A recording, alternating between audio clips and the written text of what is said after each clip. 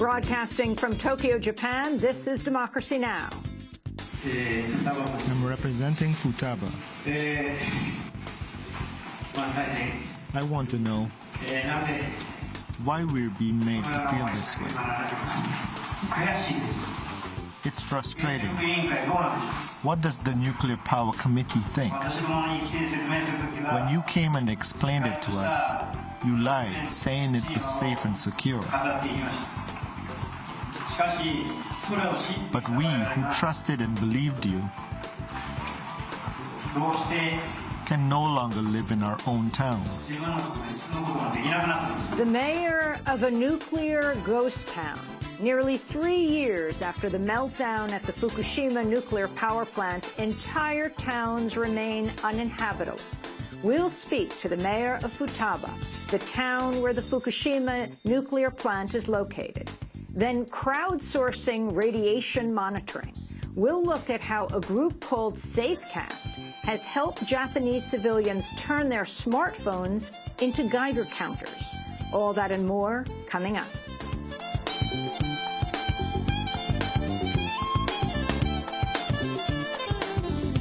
Welcome to Democracy Now!, democracynow.org, the War and Peace Report. I'm Amy Goodman. We're broadcasting from Tokyo, Japan. President Obama is set to unveil his plans for reforming the National Security Agency's sweeping spy programs today after they were brought to light by Edward Snowden. News reports citing unnamed officials say Obama will call on the NSA to end its bulk control of Americans' phone data. A White House panel recommended the data be stored outside government hands. Reuters reports Obama will order that, effective immediately, quote, "We'll take steps to modify the program so that a judicial finding is required before we query the database." But Obama will not say who will control the data, instead requesting congressional input on where to store it. Responding to an earlier report about the speech in the New York Times, ACLU Executive Director Anthony Romero said, quote, "Keeping the storage of all Americans' data in government hands and asking lawmakers to weigh in, as reported, is passing the buck when the buck should stop with the president," he said. A study this week confirmed the NSA's bulk collection of U.S. phone records has had, quote, "no discernible impact on preventing acts of terrorism." The New America Foundation analysis covers 225 terrorism cases since 9/11. It says the massive sweep of telephone metadata provided evidence to launch just one case, a San Diego cab driver and 3 others convicted not of any plots against the U.S., but of sending money to a militant group in Somalia. The latest reports from The Guardian, based on Edward Snowden's leaks, say the NSA has collected nearly 200 million text messages a day from around the world. Through a program called Prefer, the NSA uses text messages, including automated texts like missed call alerts, to gather data such as travel plans, contacts, and credit card information. A top UN official has warned the conflict in Central African Republic is at risk of becoming a genocide. Fighting between Muslim and Christian militias has displaced more than 1 million people and killed more than 1,000 last month alone. John Ging, director of UN Humanitarian Operations, called for an immediate response from the international community. The stakes are extremely high. It has, it has all the elements that we have seen elsewhere in places like Rwanda and Bosnia. The elements are there, the seeds are there for a genocide. There's no question about that. A new report warns greenhouse gas emissions have risen around the world even as the need to address global warming becomes increasingly dire. The leaked report by the Intergovernmental Panel on Climate Change finds emissions rose more than 2% per year on average from 2000 to 2010. Around the world, governments are spending far more on fossil fuel subsidies than on clean energy. The report says the lack of global action could make climate change impossible to reverse without expensive and unproven technology. Syria's main Western-backed opposition group is set to vote today on whether to attend next week's peace talks in Geneva. Speaking on the eve of the decision, Secretary of State John Kerry sought to assure the opposition President Bashar al-Assad would not be part of a transitional government. Any names put forward for leadership of Syria's transition must, according to the terms of Geneva I, and every one of the reiterations of that being the heart and soul of Geneva II, those names must be agreed to by both the opposition and the regime. Afghan President Hamid Karzai says the U.S. military killed 8 civilians, including 7 children, during an operation in Parwan province. Afghan officials say the deaths resulted from airstrikes after a gun battle erupted when U.S. Special Forces tried to enter a home early Wednesday morning.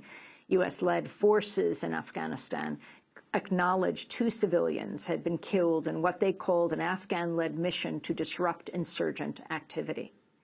President Obama is renewing pleas for Senate Democrats to drop plans for new sanctions against Iran. Leading Democrats have joined with Republicans to push for new sanctions despite the historic agreement that slowed Iran's nuclear program in exchange for sanctions relief. Democratic Senator Dianne Feinstein of California blasted the push for sanctions, saying it could collapse the deal with Iran just before it's set to go into effect next week. How does that make any kind of common sense? It defies logic, it threatens instant reverse, and it ends what's been unprecedented diplomacy. Do we want to really take that on our shoulders? And candidly, in my view, it's a march to war. Ohio has executed a prisoner using an untested 2-drug method despite warnings it might cause immense suffering. It took nearly 25 minutes for the lethal injection to kill Dennis McGuire. McGuire's lawyers had tried to halt the execution, warning he could, quote, experience the agony and terror of air hunger as he struggles to breathe. But an Ohio state prosecutor argued McGuire was, quote, not entitled to a pain-free execution, and a judge allowed it to go forward. A witness described what happened. I would say anywhere from 10 to 13 minutes, Mr. McGuire appeared to be gasping for air. I don't know if it was air hunger or exactly what it was, but all I'm going to tell you is a description. He gasped deeply. There was kind of a rattling, guttural sound. There was kind of a snorting through his nose. A couple times he definitely appeared to be choking. Ohio officials say they were forced to use the untried drug method amidst a shortage of pentobarbital after the Danish manufacturer banned its use in U.S. executions. A bipartisan group of lawmakers has introduced a new bill to help restore the Voting Rights Act after the Supreme Court struck down a key provision last June. Among other provisions, the bill would create a new formula for determining which states must seek federal permission before making election-related changes after the court rejected the old formula.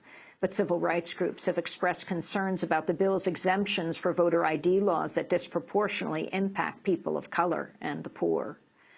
Republicans have renewed their push to restrict reproductive rights at the federal level. On Wednesday, the House Judiciary Committee passed a sweeping anti-choice bill. Among other provisions, it would deny tax subsidies to women under the new health care law if the insurance they obtain covers abortion. While presiding over the bill's markup, Republican Congressmember Bob Goodlatte of Virginia suggested it could promote job growth if women have more babies.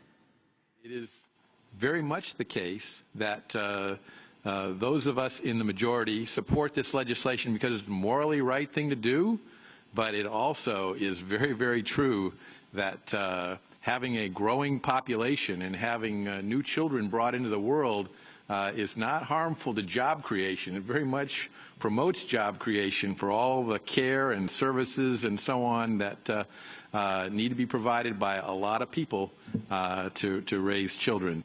In response to the committee's actions, congressional delegate Eleanor Holmes Norton of Washington, D.C., said, quote, today's markup, if you think about it, launched the kickoff on the war on women, too. The world's largest retailer has signed onto an agreement to improve wages and working conditions for farm workers in its supply chain. According to the Coalition for Immokalee Workers, about 30,000 workers will directly benefit from Walmart's decision to join its Fair Food program. 11 other companies have joined the program, including Chipotle, McDonald's, and Whole Foods. Walmart's action came a day after an independent federal agency filed a formal complaint against the company for illegally retaliating against workers who took part in historic strikes and protests against it. The National Labor Relations Board has accused Walmart of unlawfully firing 19 workers, as well as threatening, disciplining, and surveilling scores of others in states across the country. In California, 3 teenagers who sexually assaulted a 15-year-old girl who later took her own life have been sentenced to up to 45 days in a juvenile prison. The teens have admitted to sexually assaulting Audrey Pott and then circulating pictures they had taken of her while she was passed out.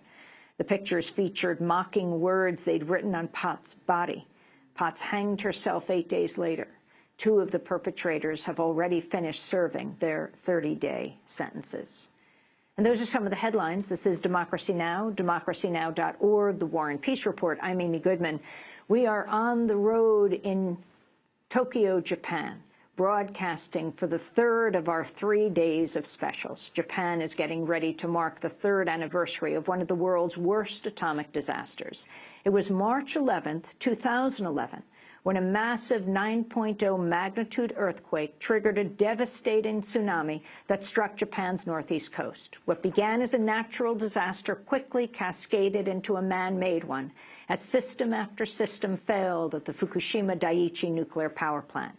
3 of the 6 reactors suffered meltdowns, releasing deadly radiation into the atmosphere and the ocean. 3 years later, Japan is still reeling from the impact of the disaster. More than 340,000 people became nuclear refugees, forced to abandon their homes and their livelihoods. Entire towns were forced to evacuate, including Futaba, a town that housed part of the Fukushima Daiichi plant. Before March 11, 2011, nearly 7,000 people lived in the town. Today, Futaba is a nuclear ghost town. The government relocated many of the residents to an abandoned school near Tokyo, where they lived in cramped, shared common areas. Many families to a room are provided with 3 box lunches per day. The refugees were given permits to return home to collect personal items, but only for 2 hours. Just before this broadcast, Democracy Now! Producer Mike Burke spoke with an evacuee from Futaba. She was one of hundreds of anti-nuclear protesters who were outside the official residence of the Japanese Prime Minister demonstrating.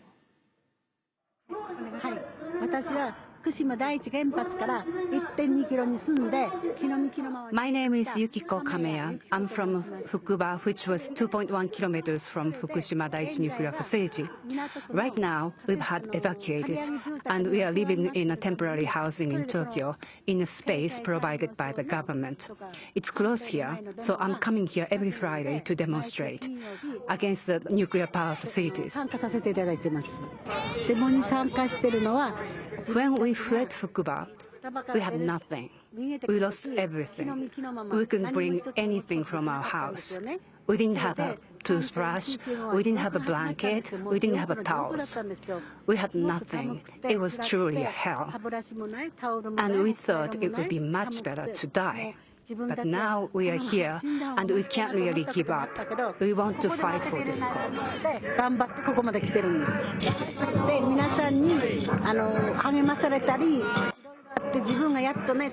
When I fled from Futaba, I couldn't even talk. I couldn't even have friends over or anything. But my people encouraged me to be standing here right now.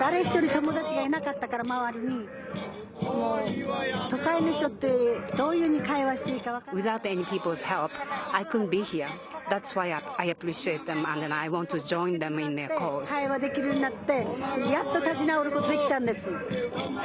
what is your message to the Japanese government and the world about nuclear power?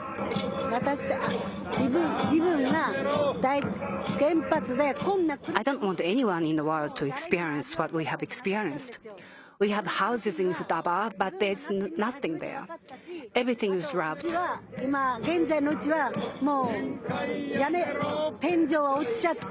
All the furniture was broken. I can't really go back there. We know it. We don't want anyone in the world to be in the situation we are in. 原発の再稼働は反対なんです。この苦しみだけは私だけでもうたくさんだと思ってるんです。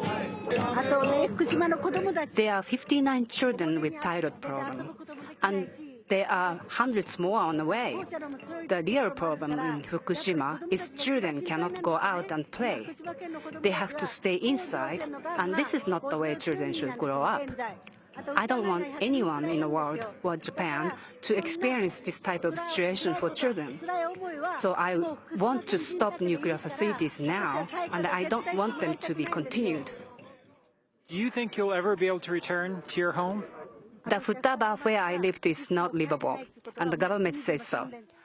So I know we are never going back in my entire life.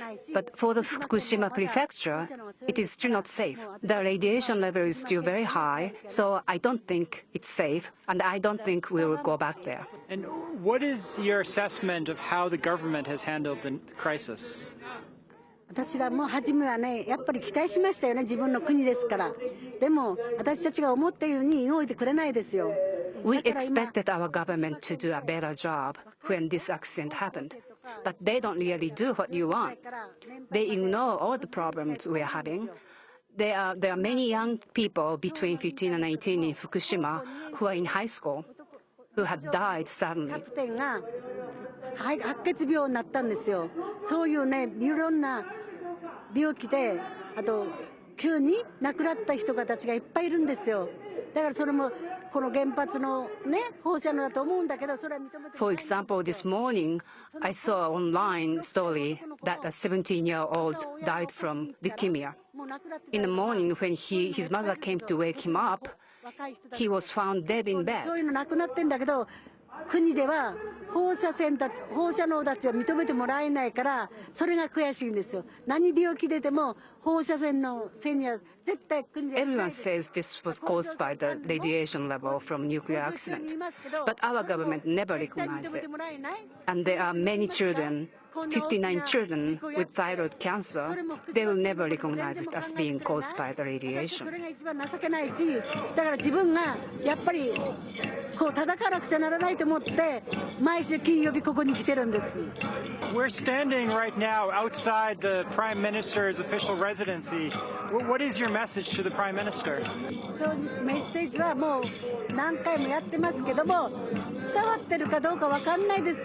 何回いろんなこと言ってますけど、伝わってるか何も自分たちには届かないですよ。それが情けない。こんなに頑張っても何一つ届かない。We told the Prime Minister many times, every week here, that we are against the reopening of the nuclear facilities, but it doesn't seem that he gets it. He just does whatever he wants to do anyway. In Futaba, when we had a meeting with TEPCO, we are told the facility is very, very safe. Now we know it is not safe at all. And we've been telling the Prime Minister it's not safe, so do not restart. But it doesn't seem like it's getting through to him. だから私は頑張ってるんです。一言最後に言いたいことは、私の気持ちは双葉町、ふるさとに今すぐ帰りたいですよ。でも帰りたいの分かってでも帰りたいです。だからいつか帰られる夢を見て頑張っていこうと思ってます。帰りたいですよ、双葉町には。大丈夫。My real feeling is that I want to go back to Futaba Machi in Fukushima, but I know we can't go back. And I dream of it every day, and I know we cannot go back. So I don't want anyone in the world to feel this way. We want to stop it now. Those were the words of Yukiko Kameya. She is a former resident of Futaba, which is the town where part of the Fukushima Daiichi nuclear plant is located. She fled her home after the nuclear meltdown and will likely never be able to return home. When we come back from break, we'll be joined by the former mayor of Futaba. Stay with us.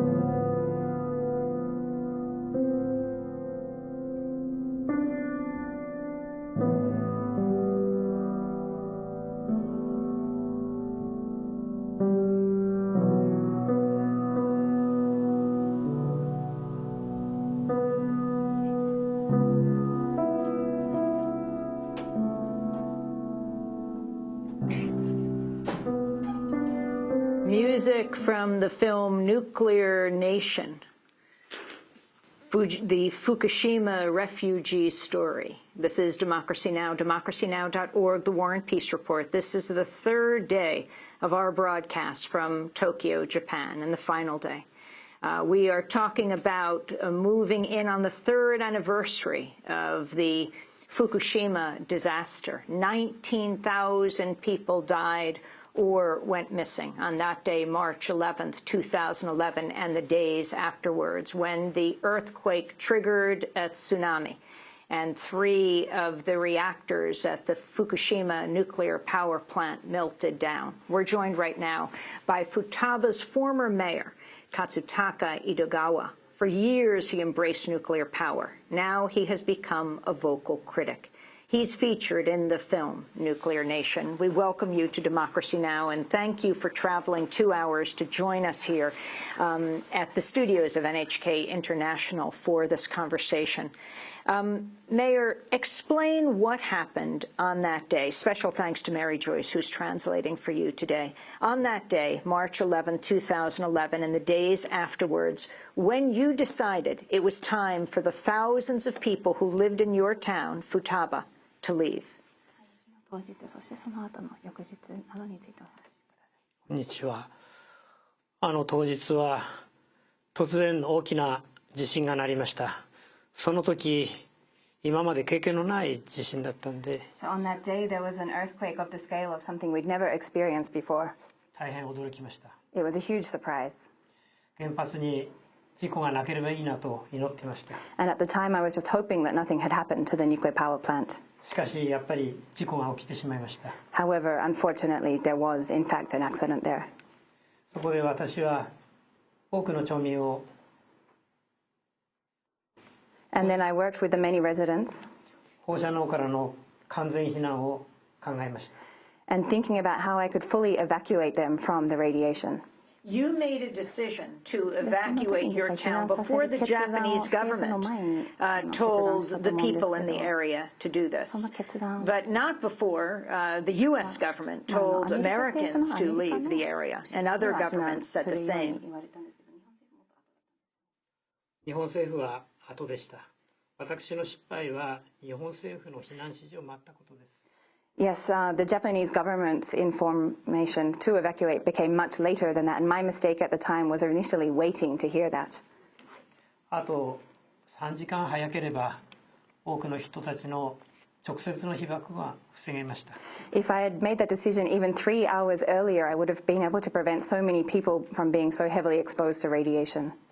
残念ながら300名程度の人たちが直接被爆をしてしまいました。However, as a result of that, unfortunately, several hundreds of people were directly affected by this radiation. Where did you decide to move the whole town? 町民全員避難させようと思ったのはいつでした？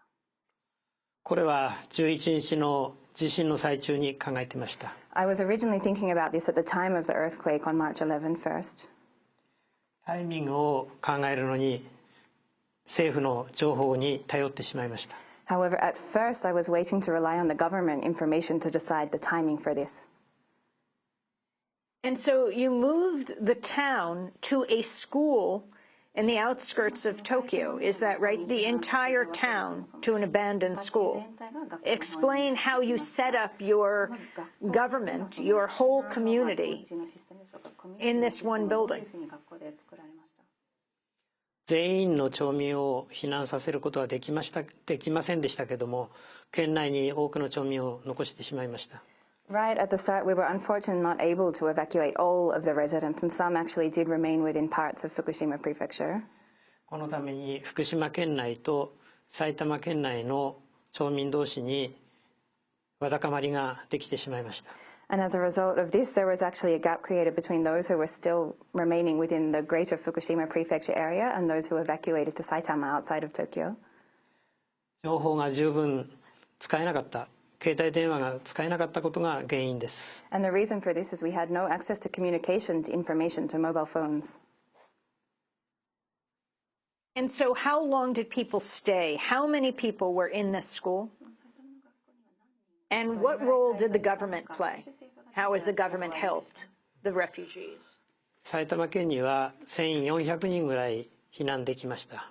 So we were able to evacuate around 1,400 of the residents to Saitama Prefecture outside of Tokyo. その人たちは放射能からの強い影響はありませんでしたけども、だんだんと福島県の方に戻っていくようになりました。So they were saved from the initial first exposure, the most serious exposure to radiation at the time, but many of them, unable to deal with this situation, gradually started to return to different parts of Fukushima Prefecture. You have not returned back to your town?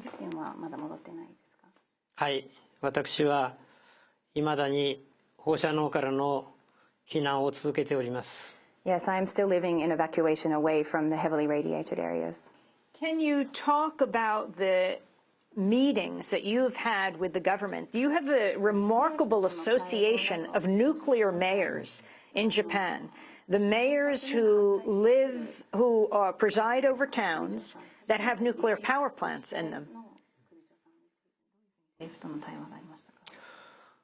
以前から事故を起こす前から事故を起こしてくれるなということを東電と政府に頼んでおりました。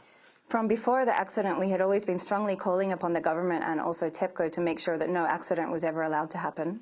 その時彼らは必ず町長、事故は起きないから大丈夫ですって言ってました。And they were always telling us, "Don't worry, Mayor, no accident could ever happen." この約束を破ったために私は反原発になりました。However, because this promise was betrayed, this is why I became anti-nuclear. I want to go to a clip from Atsushi Funahashi's new documentary film about the former residents of Futaba, where the Fukushima Daiichi nuclear power plant is partly located. The film is called Nuclear Nation, the Fukushima Refugees Story. And we're going to go to a part of the film that shows a part of this remarkable meeting of government officials with the atomic mayors, the nuclear mayors of Japan. The future of energy production and Japanese energy policy is currently being debated. And this is something we've communicated to you regarding the details of this review. I believe it's important to clearly define the terms as soon as possible. Thank you very much. The industry minister leaves his seat in the first 5 minutes.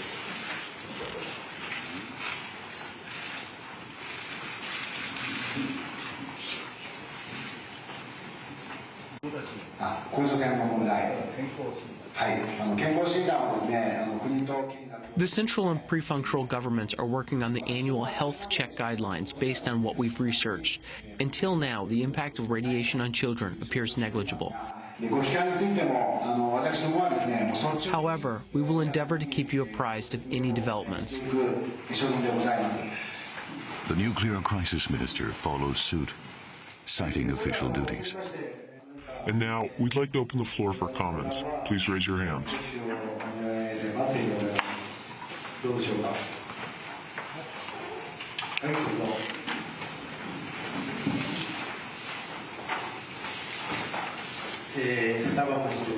I'm representing Futaba. I want to know why we're being made to feel this way. It's frustrating. What does the Nuclear Power Committee think? When you came and explained it to us, You lied, saying it was safe and secure. But we, who trusted and believed you, can no longer live in our own town. That last voice was the mayor at the time of Futaba, Katsutaka Adugawa, who is with us today in our Tokyo studio. Futaba is where part of the Fukushima Daiichi nuclear power plant is located. He was speaking, addressing this meeting of government officials and nuclear mayors from around Japan in August of 2011.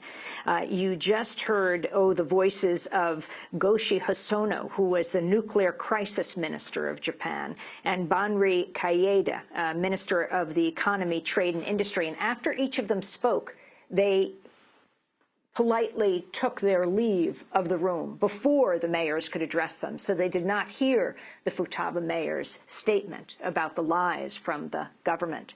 Talk about that particular meeting. はい、この事故以来、政府には早く手厚い会合をお願いしてきましたけども。At the time, we were calling for a strong response and attention from the government since the disaster. 彼らは聞こうとしておりません。However, they didn't even try to listen to what we were calling for. いつまで経っても約束を果たそうとしていませんでしたので、And they continued to not even try to make efforts to fulfill their responsibilities or promise to us. 被害を受けている私たちを目の前にして、都合の悪いことはいつもあのように去っていってしまってたんです。And so they continued to appear before us, those who were suffering directly from the disaster, but instead of listening to something which would maybe be difficult for their ears to hear, they would just leave the room, not even listen to us at all. 残っていた彼らは政府の役人ですけども、私に事故を起こさないって約束していた者もおります。And within those who were left in the room were some government officials, including some who were directly the ones who told me that no accident would ever happen. 彼らに何言ってもダメですので、後ろを向いて仲間に話をかけました。However, no matter what I would try to appeal and say to them, it would not have any effect. So instead, I turned around and appealed and spoke to my colleagues, my fellow residents.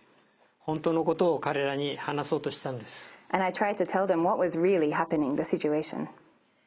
Former Mayor Katsutaka Edogawa, you were a fierce proponent of nuclear power. You were pushing for 2 more reactors to be built even closer to Futaba than the others. You were proud of getting tens of millions of dollars for your town for hosting these reactors. How did you make your transition to being one of the most vocal government officials against all nuclear power? 私は事故は絶対ダメだ。原発には事故はダメだということの条件のもとに原発を進めました。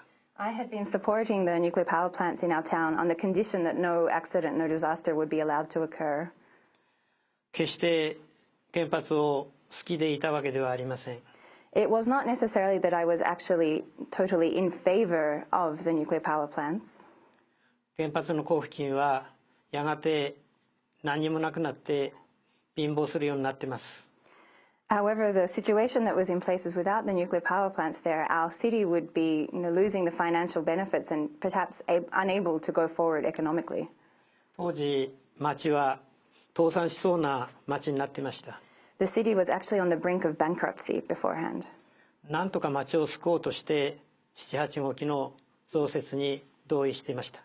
And so in order to try and prevent the city from going into this kind of economic breakdown, I saw that building the new 2 reactors was perhaps the only way. I want to go to a clip, another clip of Nuclear Nation that gives us a little background on the town of Futaba. Futaba's farming history goes back over 1,000 years. In winter months, people had to leave town for work in the city.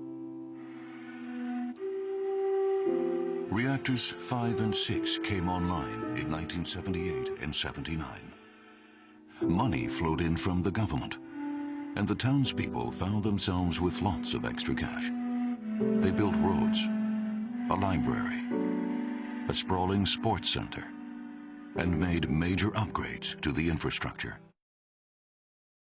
Nation talking about nuclear refugees, the nuclear refugees of Futaba. And we're joined by the former mayor who made the decision on his own right after the earthquake to move his entire town, to evacuate it to Tokyo, being deeply concerned about the levels of radiation and feeling that the government was lying to them about the dangers in the area.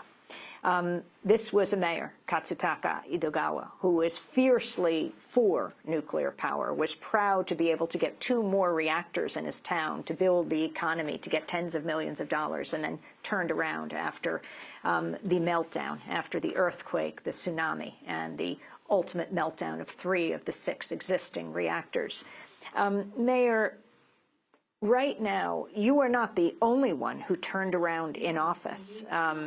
Naoto Kan, the prime minister, also a fierce proponent, is now speaking out all over the world against nuclear power. But just this week, as we flew into Japan, the government of Prime Minister Abe, the most conservative government since World War II, announced that it wants to build more reactors in Japan. How are you organizing? What are you doing now? 原発の事故の後始末もできないで Without being able to even deal with the consequences of the Fukushima nuclear disaster. 原発を推進するなどということは全く考えられないことです。The position to promote nuclear power still is something which is just unthinkable to me.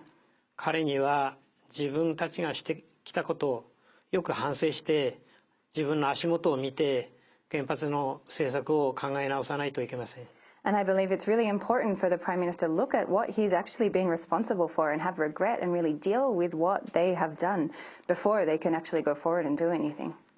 もう我々の手に負えないような大きな事故になって世界の事故になってますので安倍政権はそれを反省しないといけません。And the disaster now is bigger than anything we can cope with. It's a disaster on international level and huge consequences. So he needs to really recognize this. So who's driving the push for more nuclear power? The country, already 30% dependent for its energy on nuclear power, had plans to make the country more than 50% by 2030. But after this catastrophe, who is pushing for these nuclear power plants? 原子力発電のシステムは多くの税金を使うようになっています。The nuclear power system is constructed to use huge amounts of public tax. 企業にとっては非常においしい話ですので、彼ら企業がそれを話さないというふうに思っています。And this is a very tasty, shall we say, position or situation for the large corporations. They were really behind this push. その陰には多くの国民の税金が使われています。However, much public taxpayers' money is being used behind this. 税金を使えないようにするのが今第一だと思っています。And I believe it's so important to prevent our taxes from being used for any of this kind. What has happened to the Fukushima refugees today?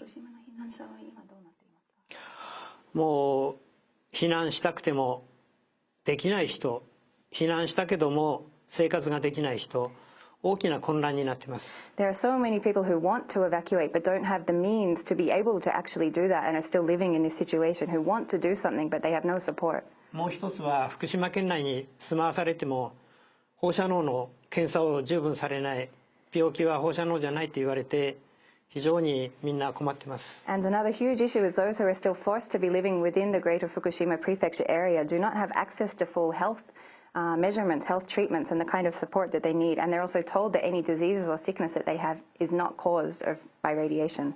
You are traveling the world. Can you tell us the countries you've been to and why you're speaking there?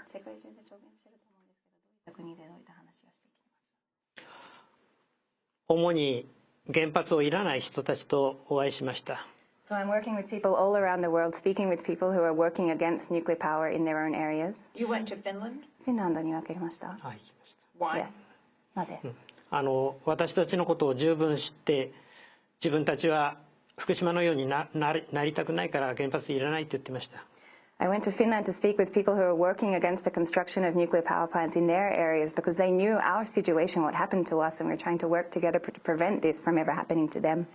In the United States, a nuclear power plant has not been built in close to 40 years, very much because of the anti-nuclear movement and the cost of what it means to build a nuclear power plant and what to do with the waste. But President Obama has talked about a nuclear renaissance and is pushing for the building of several new plants for the first time in decades. What message would you share with him? 原発の事故は日本の福島の事故ではありません。The nuclear power disaster is not just of Fukushima. 人類の、そして世界中の事故です。This is a disaster of all humanity, of the entire world. 日本のことわざに There is a Japanese saying. 何事三度という言葉があります。続けてください。事故は3回までが限界ですよということわざがあります。And its meaning is that, well, any kind of disaster is, well, 3 times is the limit. アメリカ、チェルノブイリ、そして福島、もう3回も事故を起こしました。And we've had the 3 large disasters, one in the United States, one at Chernobyl, and now Fukushima. これ以上地球が原発の事故を許してくれるはずがありません。The Earth will not be able to cope with any further nuclear disasters. 将来の子どもたちのためにぜひやめてほしいです。For the children of the future generations, I hope that we can stop this now. What is the alternative? 今アメリカではシェールガスがあります。Well, I've heard in the U.S. there is shale gas, for example. そしてエネルギーを使わない住宅を考えられて、日本の小泉総理も紹介しましたけども、ああいう素晴らしい省エネ技術がありますので、十分対応できると思います。But as well as other forms of energy, I believe it's also very important now to look at how we can have lifestyles that rely less on energy, that use less energy, more efficient in our homes and in our offices. And Prime Minister Koizumi is also suggesting this. Prime Minister Koizumi, very significant that a conservative former prime minister also came out against nuclear power. はい、よく現場を見られました。自分自身で見て、そして感じたことを今話しています。本当のことを話しています。And I believe that Prime Minister Koizumi really visited places affected by nuclear power to really see what is happening, and he's really speaking sincerely now. I want to thank you very much for joining us on Democracy Now! Katsutaka Edogawa, former mayor of the town of Futaba, where part of the Fukushima Daiichi nuclear power plant is located. The entire town was rendered uninhabitable by the nuclear meltdown. This is Democracy Now!, democracynow.org, the War and Peace Report. Stay with us after break. Crowdsourcing radiation monitoring. We'll look at how a group called Safecast has helped Japanese civilians turn their smartphones into Geiger counters. Stay with us. ありがとうございました。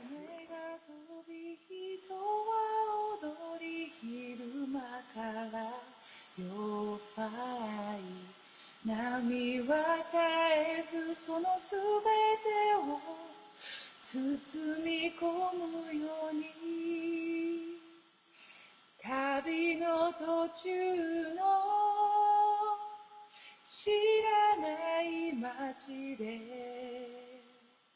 よみがえる記憶がなぜか少し切ない Oh my oh こんな街まで同じ道をたどっては戻ることはできない Oh sweet home だけどそこにいて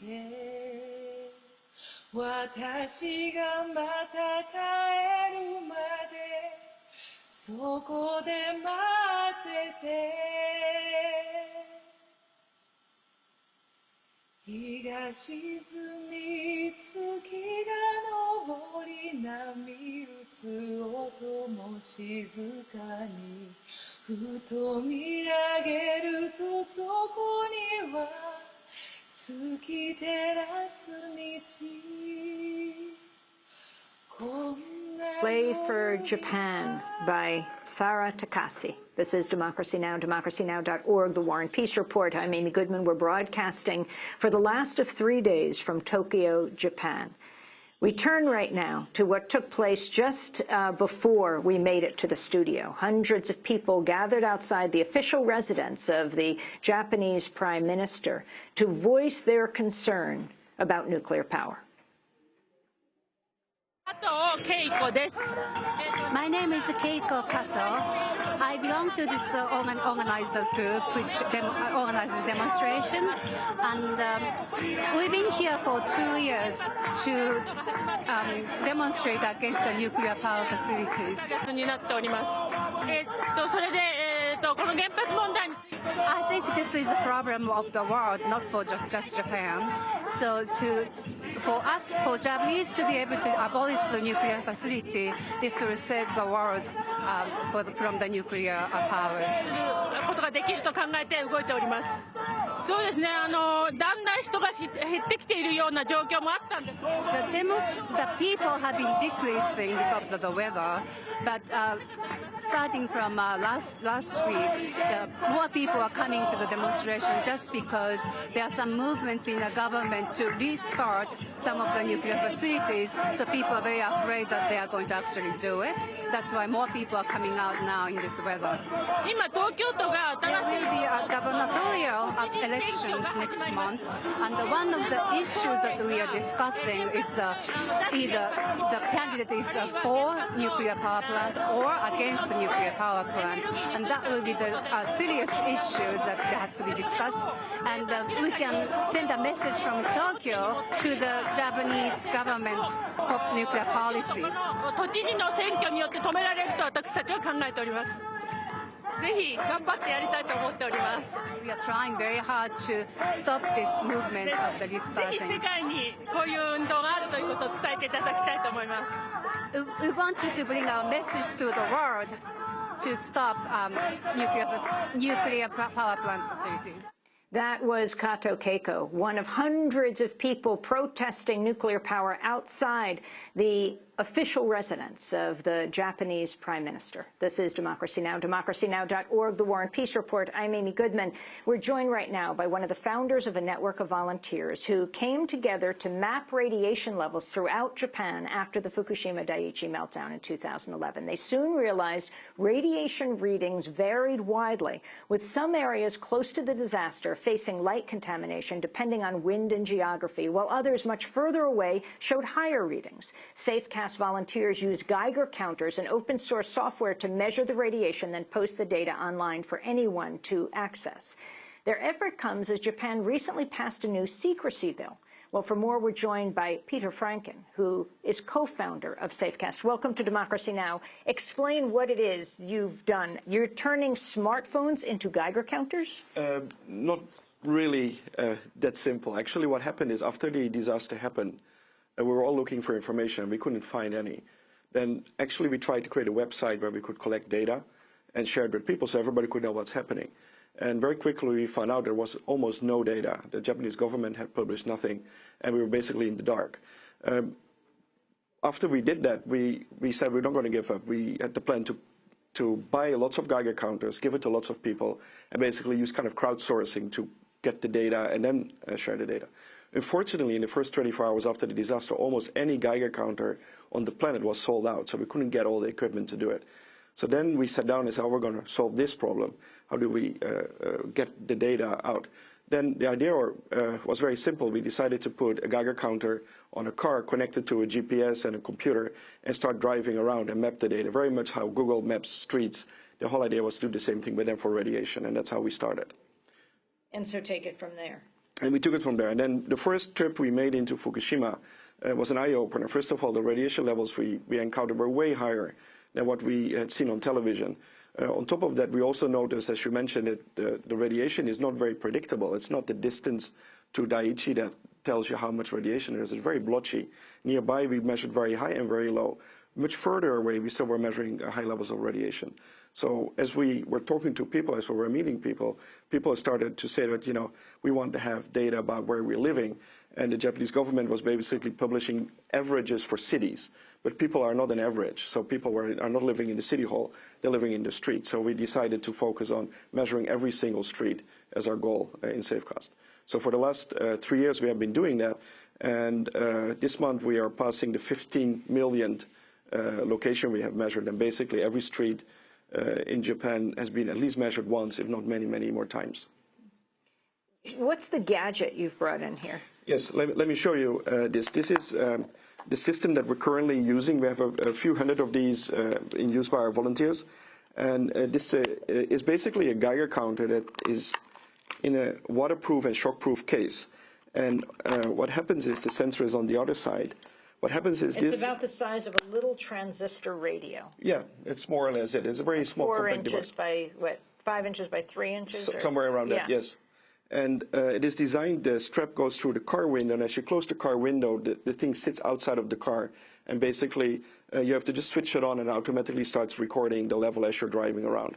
And we designed this with lots of volunteers over the last 3 years, and we went through lots of iterations, and we now are able to give this to volunteers at a much lower cost. But more importantly, it is very easy to use. You don't have to be a scientist to be able to collect this data. How does the data go from the box to your company, SafeCast? First of all, we're not a company, we're a volunteer organization, so let me be clear about that. How the data actually gets moved is very simple. It's like a camera. It has an SD card. After you have done a drive for a couple of hours, you take the SD card out, you go to our website, you upload the file, and then you can see a map of your radiation that you have measured. And then we merge that with our database, and then people can basically use an application that we, for example, on a smartphone, people can access. Just a moment. They can then go to an application on an iPhone or an iPad, and I'll try to kind of zoom into where we are right now in Tokyo, and as we're zooming in, I think you can see. You're making me very nervous. You can see every single street, and you can see all the measurements we have done around that. And what are the measurements, for example? I mean, Tokyo is how many miles away from Fukushima? We're about 200 kilometers away from Daiichi. As you can see on the map here, we're here in Tokyo, and this is where Fukushima is. You can see there is a big difference in color. North coast. Yes. It's around, what, 150 miles yes. Up the coast? Yes. And how toxic or radioactive is it here? Compared to the rest of Japan, Tokyo got a certain amount of fallout. Relatively speaking, I think the levels, what they are today, are maybe 50% higher than what they were before the disaster. But compared to locations in Fukushima, it's actually relatively low. So in terms of exposure to radioactivity, this is nothing compared to what is happening in Fukushima Prefecture and areas around there. And you're taking this beyond the borders of Japan. Yes. SafeCast started as a global organization. We got lots of help from outside of Japan. We would not be able to do it without all the volunteers. And we got lots of people outside of Japan had the same worry, and they started to worry about it as well. And they're using the same equipment now to measure their own environments. We have people measuring, lots of people measuring in the US. We have people measuring in Europe. We have some volunteers now in Africa. We have just covered all the 7 continents in terms of having the first measurements in, and that is spreading very quickly right now. And how has the map in Japan changed? We're almost at the 3-year mark, the 3rd anniversary of Fukushima. Yes. If we look at radiation levels, specifically in Fukushima area, we see that the radiation levels have dropped by about 40 to 50%, depending on where and how you measure. And that is largely contributable to the half-life of some of the nuclides. And it is also contributable to the fact that the weather and the environment has specific ways of dealing with the material, and that has changed very slowly over time. You're also measuring air quality. Yes, we have started to project to measure air quality. Radiation. Yes, we got lots of interest in the radiation project, but lots of people came to us and said, please, can you do something about air quality? And initially we were too busy solving the problem of how do we measure radiation on a large scale, and we now have started to a project to do that. On the issue of the state secrets law, how does it affect you? We believe that it should not affect us. We are actually collecting facts and data about our environment, and we strongly feel that that data should be public and open accessible. And you're saying you believe it shouldn't? It should, yes. Are you concerned that it will? I'm personally not concerned about that because I believe that that should not be an issue. However, how that will be reacted upon is something that we have to go and see. We don't know yet at this point. Shouldn't the government be collecting this data and sharing it with the citizens of this country? Absolutely. In the beginning of the disaster, the data that was made available by the government was almost nothing. I think through projects like Safecast, there has been lots of pressure to do more. Japanese government has been publishing more, TEPCO has been publishing more, and doubtfully because there has been external pressure. However, the problem we have with some of the data collection is it is very selective. And the other problem is lots of the data is available, but it is not open, so it is copyright protected. You can't download it and do something with it. It is restricted. The Japanese government says don't trust the information you have, that it's very important to rely only on government readings. We strongly believe that in order to have credibility, you need to check your data. And we in Safecast, our goal is to independently measure as citizens if the data is correct or not. And the response of the corporation TEPCO, the Tokyo Electric Power Company that owns the nuclear power plants, to what you're doing? We have never been contacted by TEPCO, so I can't really give a good answer to that question. Well, I want to thank you very much for being with us. If people want to find out more information about this Safecast Geiger counter. Yes, we have a website, safecast.org. If you go to our website, you can find more information about what we're doing and also how you can build this device yourself and how you can participate in the Safecast project. And the global mapping of radiation. Yes, anybody, anywhere can participate. It's really easy. Peter Franken, thanks so much for being with us, co-founder of Safecast. And that does it for our 3 broadcasts from Tokyo, Japan. I'll be speaking Saturday, January 18th, here in Tokyo at Sophia University at 10 a.m. at the International Conference Room, 17th floor, number 2 building. Then on Sunday, the 19th of January at 7 p.m., I'll be speaking in Kyoto at the Kyoto Kyoiku Bunka Center. That's the Kyoto Education Culture Center. On Monday, we'll be back here in Tokyo. That's January 20th.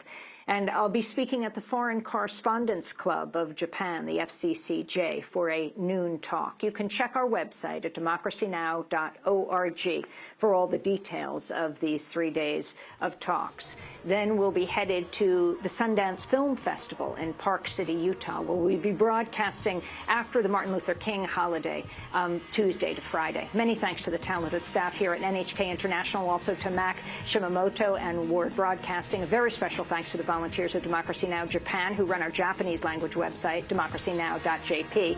Makiko Nakano and Hideko Atake and Mariko Sakare and Kyoko Hoshiyama, Fusai Seki and Eri Takada, Asako Kato and Louis Carret. Thanks so much to all our team that's worked on this broadcast. Democracy Now! Produced by Mike Burker, Nate Fell, Sarah Mate, Nermeen Sheikh, Steve Martinez, Sam Alkov, Honey Masood, Robbie Karen, Dina Guzder, Amy Littlefield. Special thanks to John Hamilton and Dennis Moynihan. I'm Amy Goodman. Thanks so much for joining us.